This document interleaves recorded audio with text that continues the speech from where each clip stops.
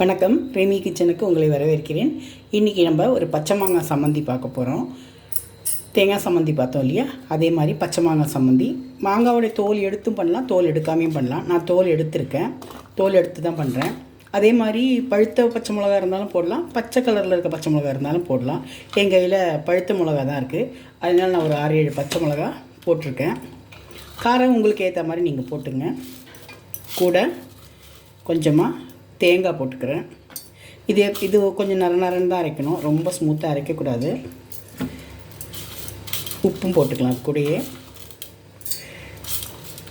எல்லாத்தையும் மிக்சியில் போட்டுப்போம். போட்டுட்டு இதை ஃபஸ்ட்டு ஒரு சுற்றிடுவோம். அதுக்கப்புறமா மாங்காவையும் வெங்காயத்தையும் போட்டுருவோம். போட்டுட்டு ஒரு சுற்றிட்டு காட்டுறேன். இந்த மாதிரி குறைன்னு அரைஞ்சிருக்கு. அது கூட இந்த மாங்காவையும் போட்டுப்போம்.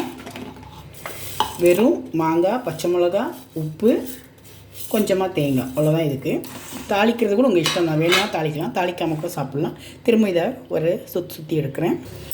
இப்போ நம்ம பச்சை மாங்காய் சம்மந்தி அரைச்சிட்டோம் பாருங்கள். நறுன்னு அரைச்சிருக்கோம். மிளகாலாம் தெரியுது பாருங்கள். இப்படி தான் இருக்கணும். இந்த மாங்காய் கொஞ்சம் லைட்டாக ஸ்வீட்டும் இருக்குது, அதனால் ரொம்ப நல்லாயிருக்கு.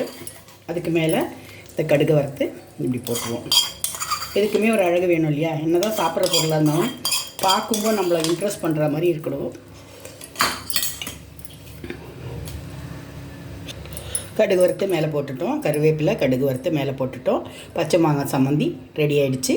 ஒன்றுமே இல்லை, மாங்காய், பச்சை மிளகா, ஒரு 4-5 வெங்காயம், சின்ன வெங்காயம், உப்பு, குறைன்னு அரைச்சிட்டு கொஞ்சம் தேங்காய், கொஞ்சமாக தான் தேங்காய், குறைன்னு அரைச்சிட்டு மேலே கடுகு வறுத்து போட வேண்டியதான். கடுகு வறுக்காமல் தேங்காய் எண்ணெய் ஊற்றி கூட சாப்பிட்லாம்.